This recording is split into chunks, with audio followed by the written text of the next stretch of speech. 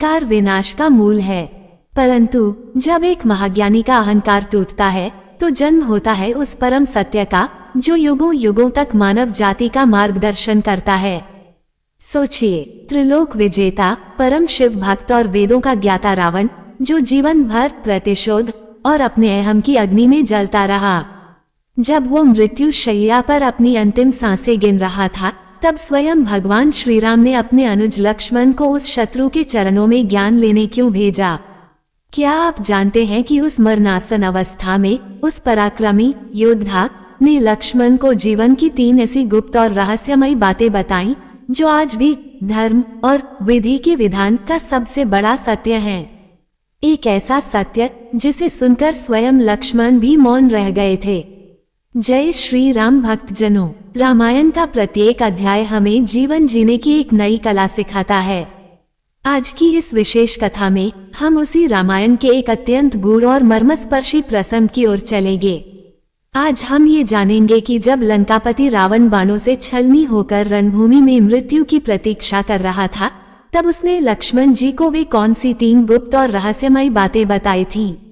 ये प्रसंग इसलिए इतना महत्वपूर्ण है क्योंकि इसमें केवल एक पराजित राजा का पश्चाताप नहीं है, बल्कि शिव के सबसे बड़े भक्त और एक प्रकांड विद्वान के संपूर्ण जीवन का निचोड़ है। ये ज्ञान हमें सिखाता है कि जीवन में सफलता का सच्चा मार्ग क्या है और धर्म का पालन करते हुए हमें किन भयानक भूलों से बचना चाहिए। ये रहस्य आज के युग में भी हमारे लिए एक अमूल्य धरोहर है। तो आइए मन को एकाग्र करें और इस ज्ञान गंगा में हमारे साथ अंत तक गोता लगाएं। महान लंका का अंत हो चुका था। विधि का विधान देखिए, जो त्रैलोक्य विजयी रावण कभी काल को भी अपने वश में समझता था, आज वह बाणों की शैया पर अपनी अंतिम सांसें गिन रहा था। उसका सारा अहंकार और प्रतिशोध की ज्वाला अब शांत हो चुकी थी।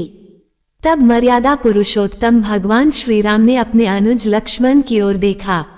उन्होंने कहा, हे सौमित्र, रावण केवल हमारा शत्रु नहीं है, वह इस धरा का सबसे बड़ा विद्वान, शिव भक्त और नीतिकार भी है। आज उसके साथ ही उसका असीम ज्ञान भी इस संसार से विदा ले लेगा। तुम उस महाज्ञानी योद्धा के पास जाओ और उनसे राजनीति और धर्म का वो अमूल्य ज्ञान प्राप्त करो जो विश्व में कोई और नहीं दे सकता। प्रभु की आज्ञा पाकर लक्ष्मण रावण के सिरहाने जा खड़े हुए। अपने ज्येष्ठ भ्राता की आज्ञा मानकर वीर लक्ष्मण उस मरणासन रावण के समीप पहुँचे, परंतु अनजाने में वे उस महाज्ञानी के सिरहाने जा खड़े हुए। रावण ने नेत्र खोले, लक्ष्मण को देखा, किंतु कुछ न कहा। वह पूर्ण रूप से मौन रहा। लक्ष्मण प्रतीक्षा करने के पश्चात निराश होकर श्रीराम के पास लौट आए और बोले, भैया, उस अहंकारी ने मुझे कोई ज्ञान नहीं दिया। तब श्रीराम मुस्कुराए और सौम्यता से बोले, अनुज, जब हम किसी से शिक्षा या धर्म का ज्ञान प्राप्त करते हैं तो शिष्य को गुरु के चरणों के समीप खड़ा होना चाहिए, न कि सिरहाने। ये विधि का विधान और विद्या का प्रथम नियम है कि याचक को सदैव नम्र होना पड़ता है। राम की यह बात सुनकर लक्ष्मण को अपनी भूल का पुनर्तः आभास हो गया। प्रभु श्री राम के वचनों को मानकर वीर लक्ष्मण पुनः उस महान योद्धा के समीप गए। इस बार वे अपना संपूर्ण अहंकार त्याग कर एक विनम्र शिष्य की भांति रावण के चरणों के पास हाथ जोड़कर खड़े हुए। लक्ष्मण की इस नम्रता को देखकर मृत्यु शैया पर लेटे उस महाज्ञानी के मुख पर एक क्षीण मुस्कान उभर आई। रावण ने अपनी टूटती श्वासों को समेटते हुए कहा, हे सुमित्रानंदन, तुम साक्षात धर्म के रक्षक के अनुज हो। आज मैं तुम्हें अपने जीवन के 3 सबसे गूढ़ रहस्य बताऊंगा। तब रावण ने अपनी पहली गुप्त बात बताई, शुभस्य शीघ्रम, अर्थात शुभ कार्य में कभी विलंब मत करना और अशुभ या प्रतिशोध वाले कार्य को जितना हो सके टाल देना। रावण ने कहा, मैंने श्री राम को पहचानने में भूल की और शुभ कार्य में विलंब किया, यही मेरे पतन का कारण बना। पहला रहस्य बताकर रावण ने लंबी सांस ली और कहा, हे लक्ष्मण, मेरी दूसरी सीख यह है, अपने शत्रु को कभी तुच्छ या निर्बल समझने की भूल मत करना। एक सच्चा योद्धा वही है जो अपने प्रतिद्वंद्वी का सदैव सही मूल्यांकन करे। रावण ने अत्यंत पीड़ा से कहा, ब्रह्मा जी से वरदान मांगते समय मैंने नर और वानर को साधारण जीव समझकर उनसे अभय का वरदान नहीं मांगा।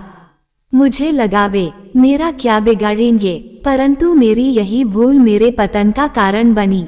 जिन्हें मैंने साधारण समझा उन्होंने ही मेरी अजेय सेना का विनाश कर दिया। रावण ने सचेत किया कि जब मनुष्य प्रतिशोध में अंधा होता है तो वह विधि का विधान भूलकर शत्रु की शक्ति को कम आंकता है और यही उसका सर्वनाश करता है। रावण की श्वासें अब उखड़ने लगी थीं। उसने लक्ष्मण को जीवन का अंतिम और सबसे बड़ा सत्य बताया, अपना रहस्य कभी किसी को मत बताना। रावण ने कहा, हे लक्ष्मण, संसार में चाहे कोई कितना भी प्रिय क्यों न हो, अपनी दुर्बलता उजागर मत करना। मैंने अपना धर्म भूलकर अपनी नाभि में स्थित अमृत का रहस्य विभीषण को बताया। मुझे विश्वास था कि वो मेरा साथ देगा, परंतु विधि का विधान देखिए, मेरा वही रहस्य मेरी मृत्यु का कारण बन गया। उस पराक्रमी योद्धा ने समझाया कि समय विपरीत होने पर सगे भी पराये हो जाते हैं, अतः अपने जीवन के गूढ़ रहस्यों को स्वयं तक ही सीमित रखें। ये तीनों महारहस्य बताने के पश्चात उस त्रिलोक विजयी योद्धा की आंखों में पहली बार पश्चाताप के अश्रु छलक आए। रावण ने लक्ष्मण से भारी स्वर में कहा, मैंने जीवन भर अपनी शक्ति और ज्ञान के अहंकार में धर्म की अनदेखी की। राम से मेरा अंधा प्रतिशोध ही आज मेरी चिता की अग्नि बन गया है। रावण अब पुनर्तः समझ चुका था कि विधि का विधान सर्वोच्च है। उसने क्षीण स्वर में प्रभु की ओर देखते हुए मन ही मन उन्हें नमन किया। रावण की यह मर्मस्पर्शी दशा देखकर लक्ष्मण भी मौन रह गए। आज उन्हें ये परम सत्य ज्ञात हो गया था कि ज्ञान यदि अहंकार से जुड़ जाए तो सर्वनाश निश्चित है। इन अमूल्य जीवन मंत्रों को सौंपने के पश्चात उस महान योद्धा का सांसारिक कार्य पूर्ण हो चुका था। लक्ष्मण उस असीम ज्ञान को प्राप्त कर श्रद्धापूर्वक रावण को प्रणाम कर श्रीराम के पास लौट आए। अब रावण की दृष्टि केवल मर्यादा पुरुषोत्तम पर टिकी थी। उसका सारा प्रतिशोध और जन्म जन्मांतर का ताप समाप्त हो चुका था। विधि का विधान देखिए, जो परम गति योगियों को धर्म के कठोर पालन से भी नहीं मिलती, वह आज रावण को प्रभु के दर्शन से मिलने वाली थी। श्रीराम ने अत्यंत करुणा भरी दृष्टि से उस त्रिलोकपति को देखा और उसे क्षमा कर मुक्ति का वरदान दिया।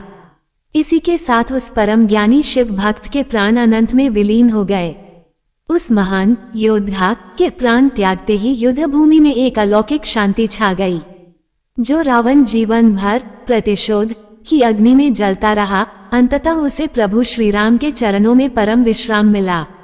ये विधि का विधान ही था कि एक ओर अधर्म का नाश हुआ, वहीं दूसरी ओर वह त्रिलोक विजेता संसार को धर्म और नीति का ऐसा अमर ज्ञान दे गया जो युगों युगों तक जीवित रहेगा। लक्ष्मण ने उस दिन केवल युद्ध नहीं जीता था, बल्कि अपने शत्रु से जीवन का सबसे गूढ़ सत्य भी प्राप्त किया था। रावण का अंत हमें सिखाता है कि शरीर और अहंकार का पतन अवश्य होता है, परंतु अर्जित ज्ञान सदैव अमर रहता है। भक्तजनों, रावण का अंत केवल एक कथा नहीं, बल्कि हम सबके लिए एक दर्पण है। जरा सोचिए, जिस अहंकार और प्रतिशोध ने तीनों लोकों के स्वामी को भस्म कर दिया, क्या वही सूक्ष्म अहंकार कहीं हमारे भीतर तो नहीं पनप रहा? आज के इस आधुनिक युग में हम शुभस्य शीघ्रम भूलकर अच्छे कर्मों को कल पर टाल देते हैं, अपने प्रतिद्वंद्वियों को निर्बल आंकते हैं और अपनी दुर्बलताएं गैरों को बताकर खुद ही अपना पतन आमंत्रित करते हैं।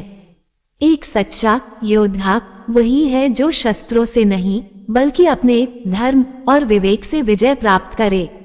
क्या आप रावण की इन 3 सीखों को अपने जीवन में उतारने के लिए तैयार हैं? अगर इस कथा ने आपको भीतर तक सोचने पर विवश किया है, तो अभी इस वीडियो को लाइक करें, कमेंट बॉक्स में अपने विचार साझा करें और पूरे भक्ति भाव से लिखें जय श्री राम। और हाँ, यदि आप ऐसे ही गहरे और रहस्यमय पौराणिक ज्ञान से जुड़े रहना चाहते हैं, तो अभी हमारे चैनल को सब्सक्राइब कर लें। मिलते हैं अगले प्रसंग में, तब तक धर्म के मार्ग पर चलते रहें।